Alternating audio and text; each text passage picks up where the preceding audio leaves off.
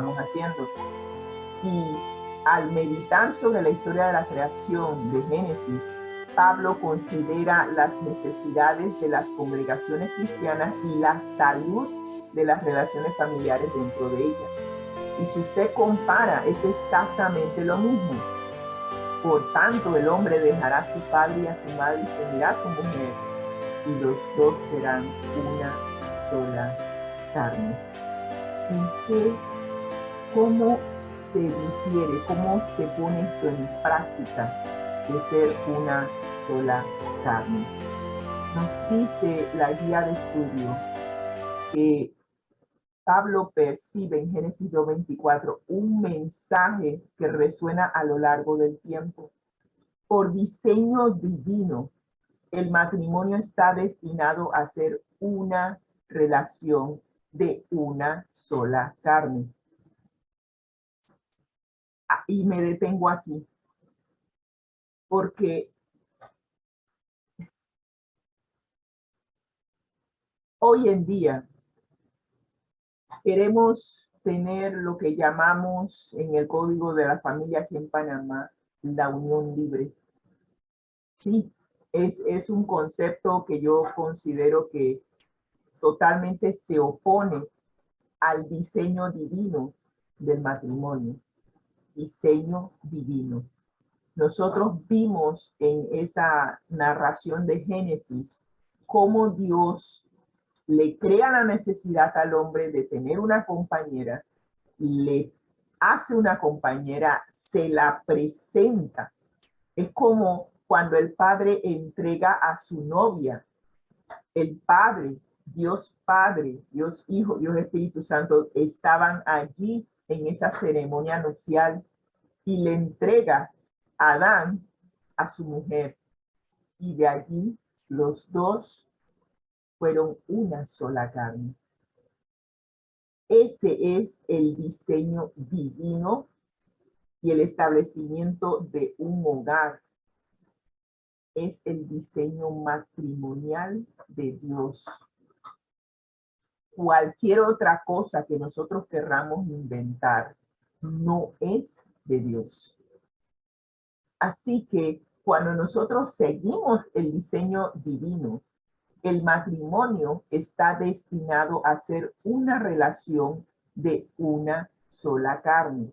Pero esa relación de una sola carne solamente se puede realizar cuando hay una unidad emocional y espiritual que lleve entonces a la unidad sexual.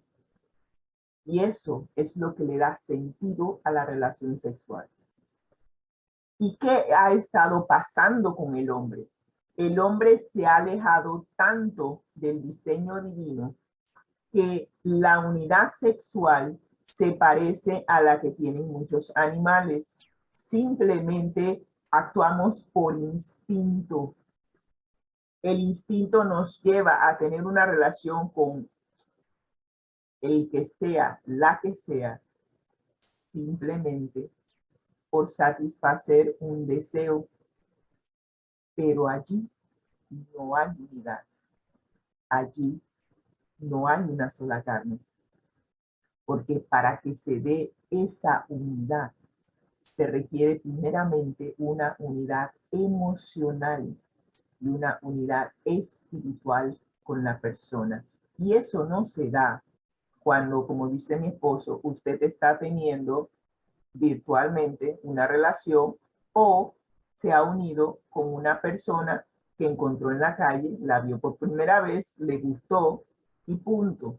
Es más, me atrevo a decir que fue lo mismo que pasó con David y Betsabé. No hubo una unidad emocional y espiritual antes de. Simplemente fue una codicia, un deseo de satisfacer un instinto y punto. En eso hemos llegado nosotros, los seres humanos, a degradar el diseño divino, rebajarlo al de los animales. Y aún más, me atrevo a decir que dentro del reino animal hay animales que siguen el diseño divino de una sola pareja. Y recuerdo las ballenas. Por eso es tan inhumano cuando cazamos ballenas, porque estamos destruyendo familias. Las ballenas son monógamas, perdón, no son monógamas, o sea, forman una unidad familiar y la ballena varón no anda por ahí buscando otras ballenas, permanece en esa unidad familiar, y cuando se le mata a su compañera se le hace un daño horrible. Cuando a la compañera se le muere el compañero, es un daño horrible porque se destruye la unidad familiar de esas ballenas. Ojalá nosotros pudiéramos darnos cuenta de que el matrimonio es más que una satisfacción sexual. Estamos hablando de tener una unidad, y me atreví inclusive a cuestionar, y me estoy cuestionando al ver esto. ¿Cómo será posible que dentro de los matrimonios cristianos, y sé que es posible, sé que puede suceder y sé que sucede, que nuestras relaciones íntimas no son el ideal de Dios? No estamos en una sola carne, no lo estamos. Si no hay una unidad emocional y espiritual, eso se va a reflejar en la calidad de la unidad sexual. Y cuando hablamos de unidad emocional es porque debe haber una relación con nuestro cónyuge, saber cómo se siente, saber cuáles son sus ideales, cuáles son sus metas, estar conectado con nuestro cónyuge. Pero hoy en día, y debo admitir, hay una falta de comunicación entre nosotros que nos lleva a vivir vidas separadas aún estando casados. Todo el mundo está ocupado en lo suyo, el hombre trabajando y consiguiendo sustento, la mujer haciendo sus labores, y realmente no hay esa conexión emocional. La parte espiritual, si existe, se convierte en una rutina, pero si esos dos aspectos, la unidad emocional y la unidad espiritual, no están, entonces al unirnos íntimamente, estaremos siendo una sola carne cuando los otros dos aspectos no existen. Y yo me cuestiono. De repente inclusive me atrevo a pensar que por ello nuestros matrimonios pareciera ser que como que les hace falta algo, que hay algo dentro de nosotros, y nosotros decimos hace falta algo, pero como que no atinamos en identificar qué es. La felicidad y la unión matrimonial requiere que nosotros seamos una sola carne. Cuando usted llega a ser una sola carne con su cónyuge y permanece en unidad emocional, espiritual y física, entonces difícilmente hablaríamos de divorcio. Pero cuando no existe la unidad, o cuando nosotros nos unimos, porque no sé si ni siquiera decir la palabra unirse, cuando supuestamente nos casamos, pero cada uno en su mente dice, bueno, si esto no funciona, voy por fuera. Entonces, no estamos hablando de que nos estamos casando para ser uno, para realmente tener esa unidad. Y sin esa unidad, el hombre está incompleto. Está como al principio, está solo. Y si el hombre se siente solo estando casado, eso es tragedia. Si la mujer se siente sola estando casada, eso es tragedia. Hay que hacer una evaluación de nuestras relaciones matrimoniales y tomarse el tiempo, dirigidos por el Espíritu Santo, en que finalmente lleguemos a ser una sola carne. Y créanme que hay mucha tela que cortar. Pero bueno, sigue diciendo la guía de estudio. Ten en cuenta que al optar por Génesis, capítulo 2, versículo 24, Pablo selecciona una declaración sobre el matrimonio formulada antes de la caída y la aplica a las relaciones entre cónyuges cristianos. Si la persona quiere decir que el matrimonio se instituyó después de la caída, eso no es lo que demuestra la palabra de Dios. La unión matrimonial, es más, hay dos instituciones que Dios estableció antes de la caída. La primera, el matrimonio. La segunda, el sábado. Por eso cuando la gente me dice que el sábado de los judíos, yo digo, pero ¿qué judío había en el Génesis? Oiga, regresemos al principio. Cuando Dios creó el mundo y descansó el séptimo día, no había un solo judío. Absolutamente. Nada más que estaba Adán. Y que yo sepa, Adán no es judío. Así que yo me pongo a pensar, yo digo, nosotros repetimos lo que escuchamos sin haber hecho la investigación apropiada. Y por eso cuando la gente me decía, ah, no, pero porque tú guardas sábado, eso es del Antiguo Testamento. Digo, sí, es del Antiguo Testamento, es de la creación. Dios descansó el séptimo día de toda la obra que había creado. Y allí no había un judío. Y él le dio el sábado al hombre para que descansara de sus labores. Dos principios que el enemigo de nuestras almas se ha encargado de buscar la manera de destruirlas, porque ambas nos llevan de vuelta a nuestro Padre Celestial. Así que en nuestro mundo posterior a la caída, la explotación desenfrenada de la relación sexual entre un hombre y una mujer, y ahora con otras instancias de relación en nuestra cultura moderna, revela cuán profundamente arraigada está la idea de que la unión sexual representa la subyugación de la mujer. Y yo inclusive diría, nos lleva a inclusive, cuando no seguimos el modelo divino, nos lleva inclusive a cometer aberraciones, porque sacamos de nuestra mente a Dios y el origen del matrimonio. Y me gustó mucho este análisis de la explicación del matrimonio de Génesis 2:24. Y nos dice, por tanto, dejará, hay una transición de ser dependiente de nuestros padres a ser independiente. Tiene que haber una madurez.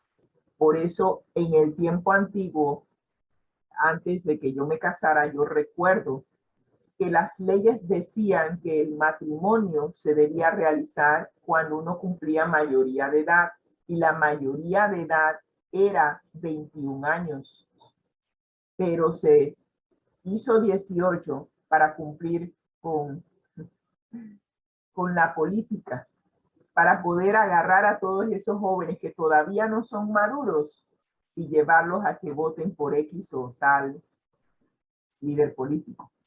Así que se cambió el asunto, pero no porque antes de los 21 años ya tenemos la madurez para ser hombres.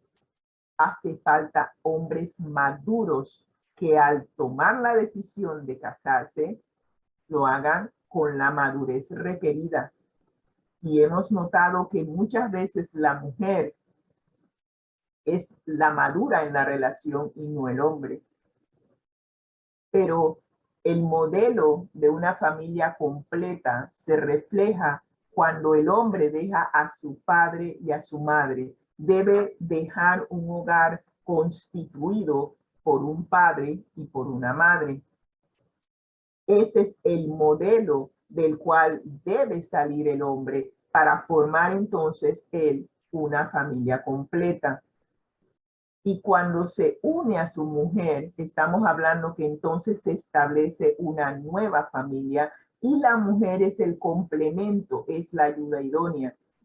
Pero ambos van a pasar por un proceso de aprendizaje, amistad y confianza para entonces llegar a ser una sola carne.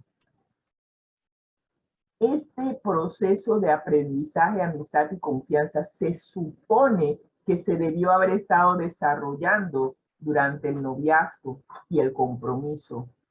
Pero ¿qué pasa en el noviazgo? Si acaso existe, porque todos estamos apurados a entrar en la cama y a cumplir con el deseo en nuestra mente, que obviamos este proceso. Y estoy hablando directamente a los jóvenes, aunque hay adultos que caen en la misma situación. Simplemente me gustas, yo te gusto, vamos a la cama. Y digo, estamos igual que los animales, actuando por instinto. Así hemos degradado lo que Dios estableció en el Edén, el matrimonio. Y lástima, porque hacemos eso de simplemente satisfacer el instinto, pero seguimos estando solos, porque como no hemos cumplido con el diseño del matrimonio, el diseño divino de cómo llegar a ser una sola carne, entonces el hombre piensa y la mujer piensa, ay, él no me satisface en la cama, déjame buscarme a otra persona. Y no se dan cuenta que es que nunca vas a ser satisfecho porque la cama es el último lugar. Nos hace falta la unión emocional y espiritual para que la cama realmente sea una satisfacción. Y lo estoy poniendo a calzón quitado. Ese es el problema. Pero para que esa satisfacción se dé, es necesario estar lleno del amor de Dios. Porque Dios es amor. Y si tú realmente quieres recibir, ser una vasija llena de amor, del verdadero amor que se entrega, no que está esperando recibir una satisfacción, entonces estaremos hablando de que si ambos están llenos del amor de Dios, la parte espiritual se cumple. Y al pasar por el proceso de aprendizaje, amistad y confianza el uno al otro, entonces el aspecto emocional se cumple. Y al tener el aspecto espiritual con el aspecto emocional cumplidos al momento de unirse, entonces la satisfacción vendrá de ser una sola carne. Así que te digo, si no estás satisfecho con tus relaciones íntimas, lo más probable es que te hace falta los dos aspectos que acabo de mencionar, el aspecto emocional y el aspecto espiritual. Sin esos dos eh, elementos claves, nunca vamos a ser satisfechos en la cama. Tan simple como eso. Te lo pongo así de clarito. Así que si piensas que cambiar de pareja te va a solucionar, vas a recorrer el mundo cambiando de pareja y nunca vas a ser satisfecho. Te lo puedo garantizar. Y conozco por lo menos a una mujer, una amiga, que en eso se le ha pasado. Yo creo que ya va por el tercero, no sé si el tercero todavía existe. Buscando esa satisfacción y no se da cuenta de que sin los otros dos elementos, la unidad emocional y la unidad espiritual, no se va a lograr esa satisfacción. Así que, ¿qué les digo? Pablo argumenta que la relación sexual, según se refleja en Génesis, no es de subyugación, sino de unión. No es que el hombre va a subyugar a su mujer y a demostrar que él es macho, o que la mujer va a subyugar al hombre y demostrar que ella es mujer. No simboliza ni representa el dominio del varón, sino la unión de marido y mujer hasta el punto que lleguen a ser una sola carne. Por ende, tanto de Efesios 5, capítulo 5, versículos 21 al 33, como de Génesis 2, 24, podemos esperar una teología totalmente diferente. Sí, hablamos de teología porque hablamos de nuestra relación con Dios, y muchos hogares cristianos, y conozco inclusive de hogares de pastores, que ejercen lo que yo llamo una subyugación de la mujer. La mujer debe someterse, e inclusive esto lo vi, me llamó la atención, que la esposa estaba hablando con unos hermanos de iglesia, llegó el esposo y le dijo, vámonos.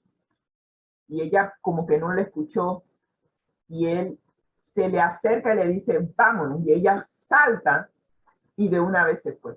Yo me quedé en serio.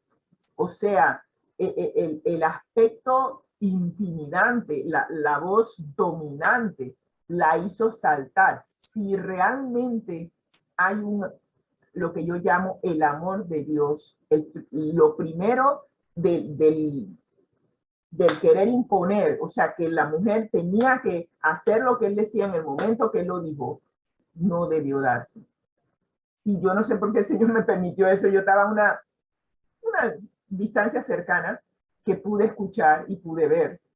Y yo misma quedé asustada de ver cómo la mujer reaccionó por el temor de miedo que le tiene al esposo. No fue amor. Ninguno de los dos reaccionó como que si fuese una unión de amor. Y de eso se trata. Por eso al marido se le dice que ame a su esposa como Cristo ama a la iglesia y se entregó a sí mismo por ella. Que no maltrate a la esposa, porque la esposa es como si fuera su propio cuerpo. Ella sale de él. Él debe sustentarla, cuidarla, amarla, protegerla. Pero esa dominación que se ejerce en muchos hogares cristianos es lo que hace que la carga de la mujer sea tan pesada. Y entonces estamos unidos, somos cristianos, pero totalmente infelices y alejados del plan original de Dios para el matrimonio. Wow. Así que en este mismo contexto, Pablo ahora dice que el matrimonio es un gran misterio. Wow, Pablo, saliste de una que es difícil ya de comprender, de llegar a ser una sola carne. Ahora la complicas y me dices que es un misterio. Pablo, ya yo veo por qué el apóstol Pedro decía que el apóstol Pablo escribía cosas que eran difíciles de comprender, pero es que tenía una madurez espiritual dirigido por el Espíritu Santo que lo llevaba a profundizar la palabra de Dios y a llevarlo a nosotros a que también profundicemos. Estamos buceando, buscando las perlas de la palabra de Dios.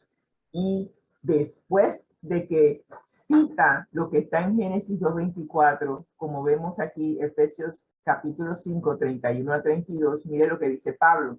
Por esto dejará el hombre a su padre y a su madre, y se unirá a su mujer, y los dos serán una sola carne. Grande es este misterio, mas yo digo esto respecto de Cristo y de la iglesia. ¿Dónde recordamos nosotros haber visto la palabra misterio? Bueno, nosotros lo vimos también en Efesios, en el capítulo 3, donde Pablo nos habla de un misterio. Y yo me quedé pensando, pero Pablo, yo pensé que ya habíamos terminado la palabra misterio. Ya yo tenía claro qué era lo que significaba misterio, que era aquello que Dios no es que lo está ocultando, sino que simplemente no tengo la capacidad de comprender. Y yo eso lo tenía claro. Ahora tú me vas a aplicar la palabra misterio en cuanto al matrimonio. Ahora sí me perdiste, pero regresé a mis notas de cuando hicimos la investigación de la palabra misterio y nos dice que el propósito eterno de Dios de redimir al hombre en Cristo ha sido declarado en el cristianismo. Así que Pablo describe toda la revelación cristiana como un misterio. Toda la revelación cristiana es un misterio, pero aplica el término misterio a la encarnación de Cristo y en segundo lugar a la unión de Cristo y su iglesia. Y es exactamente lo que tiene aquí y nos citan Efesios capítulo 5 versículo 32. ¿Por qué habla Pablo del misterio? Nos dice que esto incluye ambas caras. Él está haciendo un análisis y dice el matrimonio cristiano entendido a la luz de la relación de Cristo con su iglesia es una cara y la otra cara es la relación de Cristo con su iglesia entendida a la luz del matrimonio cristiano. ¿De qué estamos hablando? De la palabra unidad. Pablo quiere que nuestros matrimonios, que los esposos lleguen a ser uno como Cristo es uno con la iglesia. Y el mismo Pablo dice que esto es un misterio. Todavía estamos viendo todo esto como que mira por él tiene una cita que dice que como que mira por un espejo que está opaco. No lo vemos con claridad. Pero una cosa sí te puedo decir. El Espíritu Santo ha sido designado por la divinidad para ser el profesor. Él nos llevará a comprender paso a paso todo lo que nos